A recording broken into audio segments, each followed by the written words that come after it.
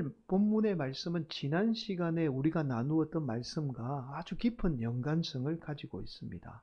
제가 여러분 서두에서 왜 이 말씀을 드리는지 오늘 말씀을 다 듣게 되면 서두에서 왜 이 말씀을 했는지 아마 이해가 되실 거예요. 자, 먼저 오늘 본문의 말씀을 살펴보도록 하겠습니다. 우리는 지난 시간에 예수님이 대제사장들과 이 산에 들인 공의의 장로들 뿐만 아니라 이 로마의 총독이었던 이 빌라도에게까지 부당한 재판을 당하게 되죠. 자, 그렇게 빌라도는 바라바를 부르짖는 이스라엘 백성들에 의해서 예수님을 십자가에 못 박게 됩니다. 이 일이 있고 난 뒤 이 빌라도의 군병들이 예수님을 조롱하는 사건이 일어납니다. 그 사건이 바로 오늘 본문의 사건이에요. 자, 오늘 본문 27절은 이렇게 말씀하죠. 이에 총독의 군병들이 예수를 데리고 간정 안으로 들어가서 온 군대를 그에게로 모으고, 여러분 오늘 말씀에 나오는 간정은 앞에 한번 보실까요? 그림에 나옵니다. 안토니아 요새를 말하죠. 여러분, 로마는 이스라엘 백성들을 보호한다는 맹목으로 예루살렘 성전 바로 곁에 요새를 만들어서 이스라엘 백성들을 감지하게 되죠. 이곳에 당시 기록에 의하면 이곳에는 약 600명 가량의 로마의 군인이 주둔하고 있었다라고 전해집니다. 이곳에 있던 로마의 군인들이요, 예수님을 이곳 간정 안으로 끌고 와서는 600명의 군인이 보는 앞에서 예수님의 옷을 벗기고 홍포를 입히게 되죠. 28절, 그의 옷을 벗기고 홍포를 입히며, 여러분 홍포는 붉은색 계통의 밖에 걸치는 겉옷을 말합니다. 가운 정도로 보시면 돼요. 더 정확하게 말씀을 드리면 이 홍포라는 게 어떤 거냐면 원어에 보면 이렇습니다. 스칼렛 로버라고 합니다. 스칼렛 로버. 이 스칼렛이라는 것은 우리말로 번역이 잘 안 되는데 이렇게 번역해요. 진홍색 가운을 말합니다. 남성들은 대개 이 스칼렛색 이러면 잘 몰라요. 다 그냥 붉은색이 붉은색이죠. 그렇게 알잖아요. 근데 여성은 붉은색 중에서 뭐 스칼렛, 무슨 색 다 구분을 합니다. 왜냐하면 립스틱 때문이죠. 남성들이 보면 대개 립스틱의 붉은색이 다 똑같은 색 같아 보여요. 근데 왜 똑같은 색을 사지라고 이해가 안 되는데 다르다는 거예요, 여성들은. 그래서 이게 오늘 스칼렛 로버가 이게 어떤 색인지 우리는 그냥 잘 구분은 안 돼. 여성들은 아마 분명히 이해하리라고 봅니다. 이 스칼렛 로버인데요, 이 홍포는 당시 왕이 입던 겉옷입니다. 자, 로마의 군인들이 예수님에게 왕이 입던 홍포를 입혀놓고는요, 조롱을 하기 시작한 거죠. 자, 29절 이렇게 말씀하죠. 가시관을 엮어 그 머리에 씌우고 갈대를 그 오른손에 들리고 그 앞에서 무릎을 꿇고 해롱하여 이르되 유대인의 희롱하여 이르되 유대인의 왕이여 평안할지어다 하며, 여러분 심지어 30절은 이렇게 말씀해요. 30절, 그에게 침뱉고 다시 갈대를 빼앗아 그의 머리를 치더라. 그렇게 예수님이 여러분 600명이라는 어마어마한 군인 앞에서 조롱을 당하게 된 거예요. 여러분, 이런 모습은 마치 적군의 왕이 포로가 되었을 때 죽이지 않고 군인들 앞에서 막 조롱하던 그 모습처럼 예수님이 조롱을 당한 겁니다. 자, 그렇게 로마의 군인들은 예수님을 조롱한 후에 다시 홍포를 벗겨서 예수님을 십자가에 못 박기 위해서 밖으로 끌고 나가게 되죠. 자, 31절 말씀 함께 봉독할까요? 희롱을 다한 후 홍포를 벗기고 도로 그의 옷을 입혀 십자가에 못 박으려고 끌고 나가니라. 여기까지가 오늘 본문의 말씀이에요. 아주 짧은 본문의 말씀인데 오늘 말씀 가운데 하나님의 놀라운 은혜의 말씀이 있습니다. 여러분, 그 나라의 문화마다 옷이 가지는 의미가 좀 다르죠. 여러분, 오늘날 우리 문화에서 옷은 단순한 의복, 그냥 입는 기능만을 가지고 있습니다. 특별한 의미를 지니지는 않죠. 그러나 과거의 우리나라의 경우도 옷은요, 신분의 그 높낮이를 나타내기도 했습니다. 여러분들 직분에 따라서, 직책에 따라서 옷이 조금씩 달랐죠. 자, 여러 가지 기능을 가지고 있었습니다. 여러분, 이처럼 이스라엘 백성들에게도 옷은 우리가 생각하는 단순한 의복이 아니라 특별한 의미를 나타내는 것이 바로 이 이스라엘 백성들에게 옷이었습니다.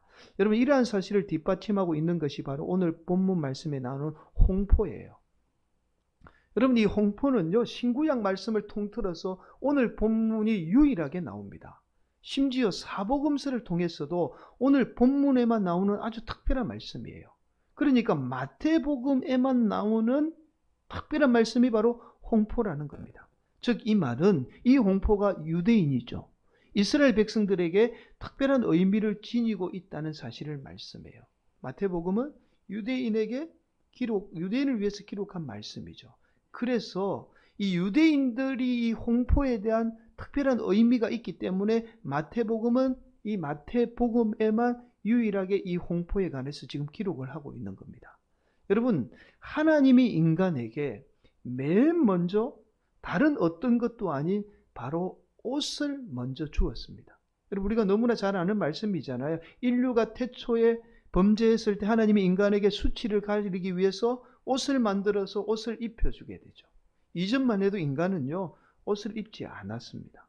인간이 범죄했을 때 인간의 죄뿐만이 아니라 이 죄로 인해서 인간이 당할 수치를 하나님이 옷을 통해서 다 가려주게 되었던 겁니다.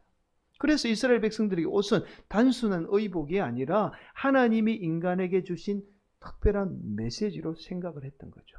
자, 창세기 3장 21절 이렇게 말씀합니다. 여호와 하나님이 아담과 그의 아내를 위하여 가죽 옷을 지어 입히시니라. 두 번째는 우리가 옷하면 성경에서 요셉의 채색 옷을 생각합니다. 야곱은 다른 아들들과 다르게 요셉에게 채색 옷을 입혀주게 돼요. 이러한 자식에 대한 이 편애가 나중에 요셉이 애굽의 노예로 팔려가는 원인이 되죠. 그러나 이러한 채색 옷으로 인해서 오히려 이스라엘 백성들에게 기근이라는 어려움이 닥쳐왔을 때에 이스라엘 백성들을 구원하는 도구가 됩니다. 요셉의 채색 옷이 이스라엘 백성들을 구원하는 도구가 되었던 거예요. 창세기 37장 3절은 이렇게 말씀하죠. 요셉은 노년에 얻은 아들이므로 이스라엘이 여러 아들들보다 그를 더 사랑함으로 그를 위하여 채색 옷을 지었더니. 그래서 우리는 오늘 본문의 말씀을 단순히 예수님이 우리의 수치를 대신하거나 특별히 우리를 선택해서 구원하는 의미의 말씀으로 이해하기도 합니다.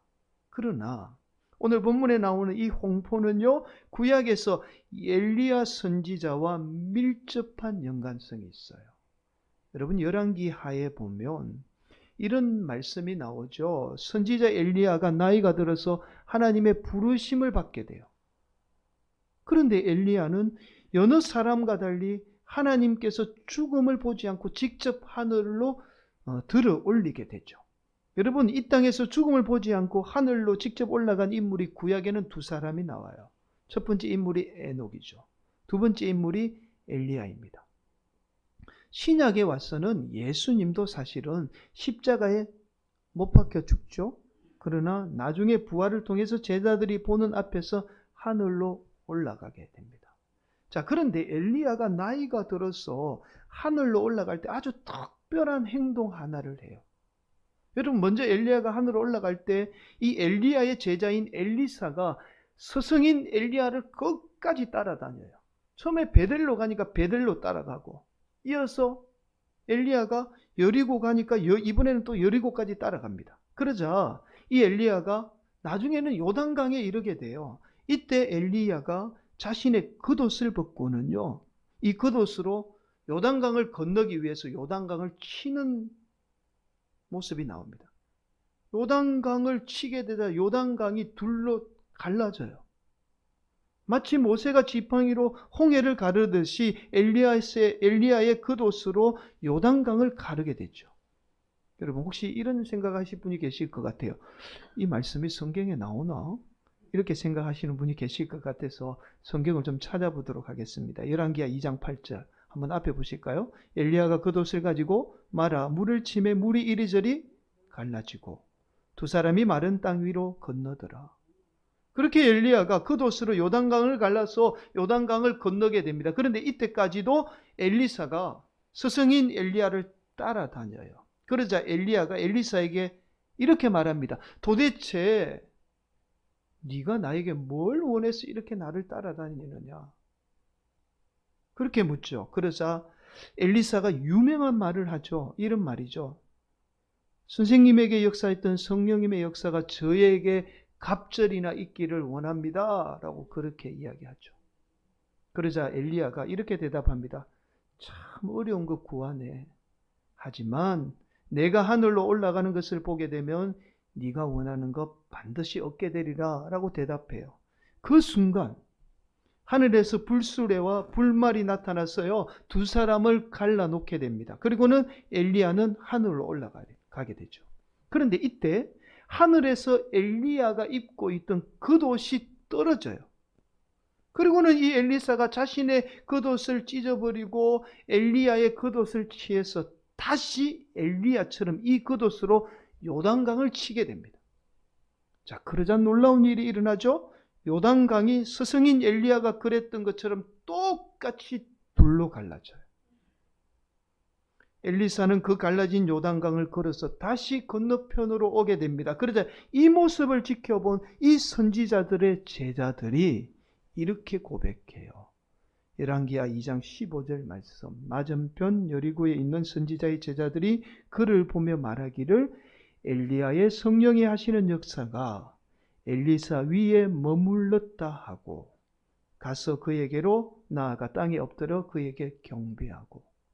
여러분, 엘리야의 겉옷은 단순한 옷이 아니었던 거죠. 바로 성령님이 임하는 매개체였던 거예요. 이 겉옷을 통해서 스승인 엘리야에게 임했던 이 성령의 역사가 엘리사에게도 갑절이나 임하게 되었던 겁니다. 여러분, 결국 중요한 말씀을 드려요. 오늘 본문에서 예수님이 억지로 로마 군인에 의해서 입었던 홍포는요, 바로 엘리야의 겉옷을 상징적으로 나타내는 말씀이에요. 예수님이 입었던 이 겉옷인 홍포를 통해서 이 땅에 임할 성령님을 지금 말씀하고 있는 거예요. 여러분, 그래서 구약의 요엘 선지자의 예언에 의하면 이렇게 말씀하죠. 요엘서 2장 28절에 이렇게 말합니다. 그 후에 내가 내 영을 만민에게 부어주리니 너희 자녀들이 장래 일을 말할 것이며 너희 늙어지는 꿈을 꾸며 너희 젊은이는 이상을 볼 것이며. 여러분, 요엘 선지자는 과거에 성령님은 아주 특수한 사람에게만 임했지만 오늘날 예수님을 믿는 모든 백성이 예수님을 부르짖게 되면 성령님이 임하게 되리라는 사실을 지금 예언하고 있는 거예요. 그런데 이어서 나오는 요엘서 2장 32절은 이렇게 말씀합니다. 누구든지 여호와의 이름을 부르는 자는 구원을 얻으리니. 여러분, 우리는 지난 시간에 말씀을 나누면서 이스라엘 백성들이 예수님을 선택하지 않고 누구를 선택했죠? 바라바죠. 이스라엘 백성들이 예수님을 선택하지 않고 바라바를 선택할 때 이스라엘 백성들이 부르짖었던 이름이 바로 예수님이 아니라 누구였죠? 바라바입니다. 이스라엘 백성들이 그날 이후에 한 번도 아닌 두 번씩이나 예수님을 부르지 않고 다시 바라바를 부르짖게 돼요. 그래서 이스라엘 백성들이 비참한 결과를 맞이하죠. 이스라엘 백성들은 심판이라는 비참한 결과를 맞이하게 됩니다. 이스라엘 백성들이 그때에 바라바를 부르짖지 않고 예수님을 부르짖었다면 요엘 선지자의 예언처럼 누구든지 여호와의 신 예수님의 이름을 부르짖으면 구원을 받게 되리라는 그 말씀처럼 이스라엘 백성들이 심판을 받지 않고 구원을 받을 수 있었던 거예요.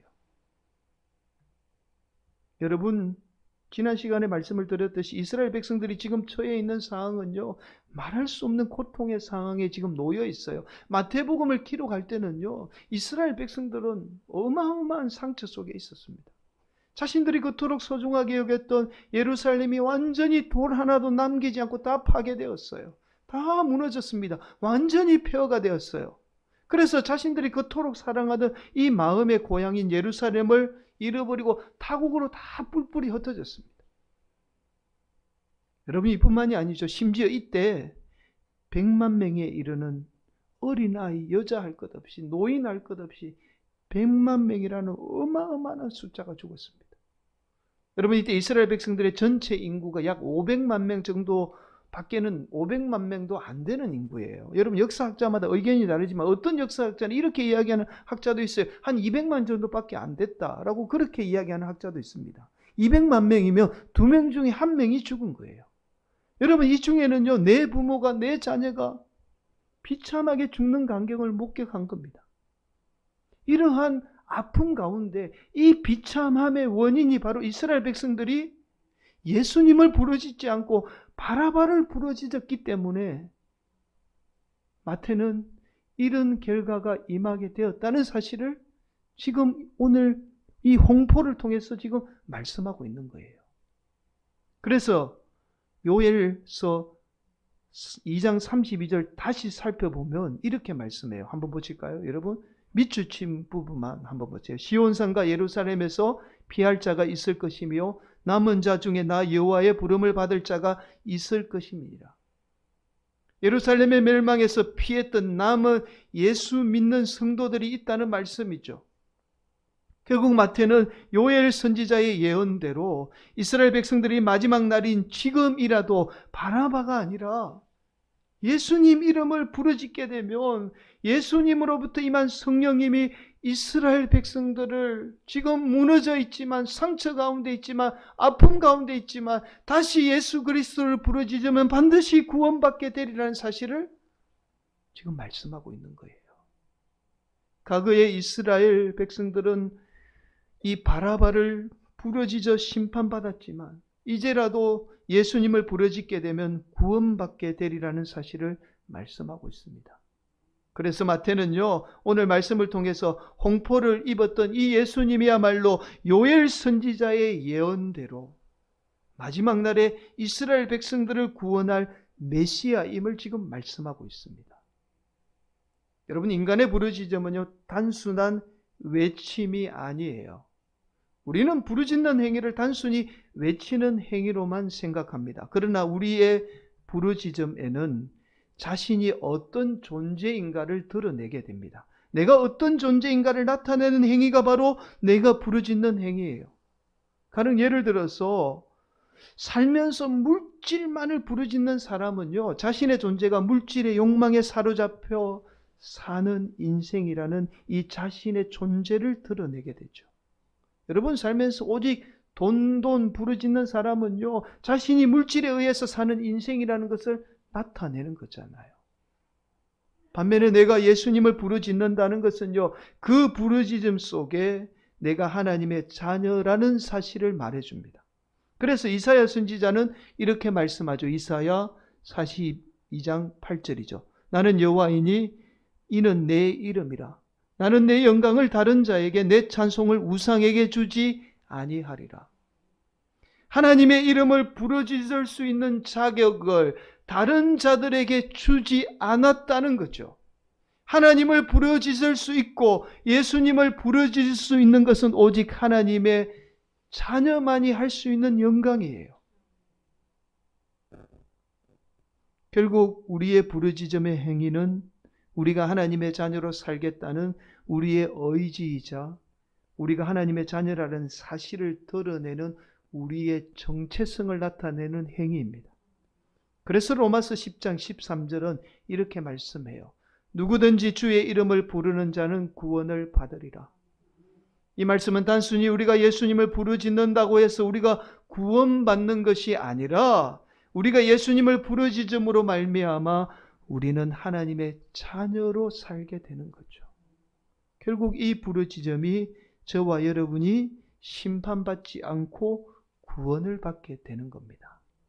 사랑하는 성도 여러분, 이스라엘 백성들이 처해 있던 상황이나 오늘날 우리 성도들이 처해 있는 상황이 아주 비슷합니다. 다르지 않아요.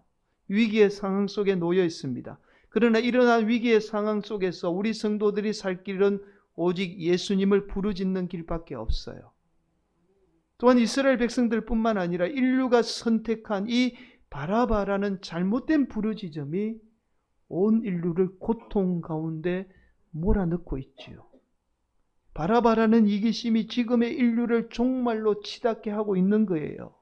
그럼에도 우리는 바라바를 여전히 부르짖고 있습니다. 우리는 세상의 성공을 위해서 바라바라는 이 세상의 강함을 부르짖고 있지요. 그 바라바가 우리를 성공시킬 수 있을 것 같고, 우리를 구원하고, 우리를 행복하고 복된 삶으로 이끌 수 있다라고 우리는 여전히 지금 생각하고 있어요. 많은 성도들이 예수 믿으면서 여전히 바라바를 외치고 있는 거죠. 부르짖고 있는 거예요. 그러나 그 바라바는 이스라엘 백성들을 망하게 했던 것처럼 결국에는 저와 여러분마저도 망하게 합니다. 오늘날 우리가 사는 세상이 이 사실을 그대로 보여주고 있어요. 여러분, 이대로 가다가는 인류는 곧 다 망하게 될 겁니다. 너나 할 것 없이 가진 자나 못 가진 자나 결국에는 인간의 이기심으로 다 망하게 됩니다. 그러나 오직 예수님만을 부르짖고 예수님의 자녀로 살아가는 인생은 부족해도 연약해도 이 땅 가운데 복된 인생으로 살아가게 됩니다. 그 복된 하나님의 자녀들의 부르짖음만이 이 땅을 변화시키고 이 땅을 구원할 수 있습니다. 오늘도 우리 성도들이 예수님만 부르짖고 예수님 안에 사는 복된 자녀들이 되시기를 간절히 축원합니다. 여러분, 모 방송사에 벌거벗은 세계사라는 이 프로가 있죠. 이 프로에서 스캔들과 비극으로 얼룩진 정치 명문 케네디가라는 제목으로 이 케네디가에 관한 내용이 방영되었습니다. 여러분, 케네디가 하면 미국 내에서 부와 명성을 한꺼번에 얻은 아주 명문가로 유명합니다. 자, 케네디 가문은 아일랜드 출신의 이민자 가정이죠. 1845년에 아일랜드를 덮쳤던 이 대기근으로 인해서 존 F 케네디의 정조부죠. 정조 할아버지인 이 패드릭 케네디가 미국으로 이민을 오게 됩니다. 그런데 이 존 F 케네디의 할아버지죠. 이 패드릭 J 케네디가 아주 재산을 많이 모읍니다. 그리고는 지역사회의 신뢰를 얻었어요. 하원과 상원 의원으로 당선이 됩니다. 이후 존 F 케네디의 아버지가 조셉 P 케네디예요. 이 조셉 P 케네디는 명문 하버드 대학에서 경영과 경제를 공부합니다. 그리고는요 25살이에요. 여러분 놀라지 마세요. 물론 아버지가 대주주로 있었지만 무려 25살의 어린 나이에 미국의 거대한 은행의 은행장이 돼요.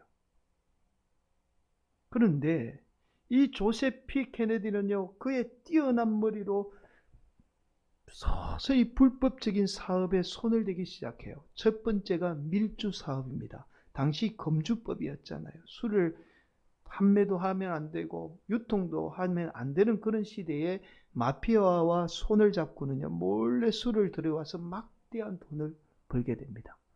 다음이 주가 조작이에요. 월스트리트의 주가 조작을 통해서 아주 큰 돈을 법니다. 비상한 머리로 돈을 버는데 활용을 한 거예요. 그야말로 합법이든 불법이든 돈이 되는 일이면 뭐든지 다 합니다. 이런 조셉 B 케네디는요 1938년에 와서는요 영국 대사로 임명되는 정치적인 역량마저도 넓히게 되죠. 아울러 조셉 B 케네디는요 아일랜드 출신 권력가 집안의 출신의 로저 피처 제널드와 결혼을 하면서 혼인을 통한 가문의 명성과 부를 더 확장하게 돼요. 이런 조셉 B 케네디와 로저 케네디 사이에 4남 5녀의 자녀들을 두게 됩니다. 그 중에 조셉 B 케네디의 4아들이 무려 당시 최고의 명문대인 하버드대를 다 나오게 돼요. 아들이 다 지금에 말하면 서울대를 다 나온 거예요. 우수한 성적으로. 이런 조셉 B 케네디의 바람대로 그의 아들들은 참 훌륭하게 잘 자라는 것처럼 보였습니다.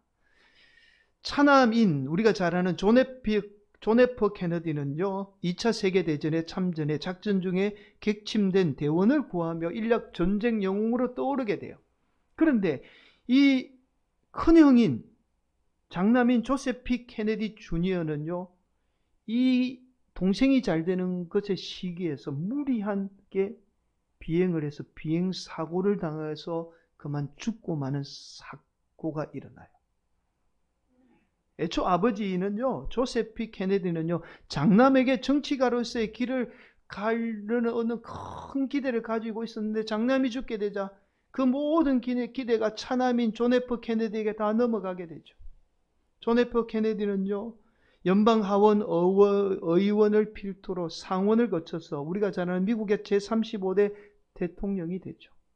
이로써 케네디가는 미국 내의 부와 명성을 한 손에 다 거머쥐게 돼요. 그런데 이때부터 케네디가의 비극은 본격적으로 시작됩니다. 대통령 취임 3년째인 1963년 11월에 존 F. 케네디는 우리가 너무나 잘 알죠. 재선을 위한 선거운동의 일환으로 텍사스주 댈러스를 방문하게 되죠. 이때 리 하비 오스월드의 총탄에 의해서 암살이 되고 맙니다. 두 번째로 존 F. 케네디의 동생이죠. 존 F. 케네디의 정권의 법무부 장관을 역임했던 그의 동생 로버트 케네디도 약 5년 뒤에요. 1968년에 대통령 후보로 나섰다가 LA의 엠버서더 호텔에서 이번에는 요르단계 이민자 비사라 시르한에게 의해 암살이 되고 맙니다. 여러분, 이제 남은 아들은 막내 하나 남았죠. 에드워드 케네디입니다. 에드워드 케네디도 대권 주자로 대통령이 누구나 다 말하는 이 사람은 반드시 대통령이 될 거야. 그런 훌륭한 인물이야. 그렇게 다 평가를 하고 대선 주자로 물망에 오르게 되죠. 그런데 음주 운전으로 차량이 추락하는 사고로 그의 비서가 죽었음에도 10시간이나 신고도 하지 않은 채 차량을 그냥 방치해둬요. 나중에 알고 봤더니 이 사고로 인해서 비서와의 스캔들이 온 세상에 다 알려지게 됩니다. 결국 불명예스럽게 정계를 떠나고 말죠. 여러분, 무려 한 가정에서 한 명은 전사, 둘은 총탄의 암살, 한 명은 스캔들로, 딸 한 명은 추락사 당하고, 한 명은 정신적인 문제로 요양원에 평생을 보내게 되고, 이른바 케네디가의 명성이 물색할 정도로 자녀들이 그렇게 다 비참한 삶을 살게 돼요. 여러분, 이날 방송에 따르면 아버지 조셉 P. 케네디는요, 자녀들에게 늘 강조한 게 있어요. 1등 아니면 안 된다. 무조건 1등이 돼야 된다. 심지어 자녀들 간에도 서로 경쟁을 붙여요. 그 결과로 둘째인 존 F. 케네디가 잘 되니까 이 큰아들이 존 F. 케네디에게 지지 않으려고 무리한 이 비행사고를 당하게 된 거예요. 어머니 로즈 케네디도요, 높은 교육열로 자녀들을 다 훌륭한 대학에 보내잖아요. 그런데 이 어머니가 저녁마다 밥 먹을 때마다 아이들에게 한 교육이 있어요. 만약에 네가 1인자가 되거든, 사장이 되거든, 대통령이 되거든, 네가 이러한 문제들이 생겼을 때에 어떻게 대처할 것인지를 자녀들에게 끊임없이 강조하고 교육하기 시작해요. 사랑하는 성도 여러분, 부모가 끊임없이 세상의 성공인 바라바를 부르짖으며 자녀들에게 바라바를 부르짖도록 가르친 거죠. 그 바라바라는 부르짖음이 한 가정의 저주라고 일컬을 정도의 결과를 가져오게 되었던 겁니다. 사랑하는 성도 여러분, 우리 성도들이 오직 세상의 성공만을 바라는 이 바라바라는 저주를 부르짖지 않기를 축복합니다. 오늘도 우리 성도들이 오직 예수님만 부르짖어야 돼요. 이 부르짖음 속에는 우리가 하나님의 자녀라는 고백이 있습니다. 이 부르짖음 속에는 우리가 하나님의 자녀로 살고자 하는 우리의 의지가 포함되어 있죠. 그래서 우리의 살 길은 오직 예수님을 부르짖는 길밖에 없습니다. 오늘도 우리 성도들이 너무 이 시대가 너무 예수님을 부르짖지 않는 시대에 우리가 살고 있어요. 오늘도 우리 성도들이 예수님을 부르짖으며 하나님의 자녀로 예수님을 따라 사는 복된 성도들이 되시기를 예수님의 이름으로 간절히 축원을 드리겠습니다.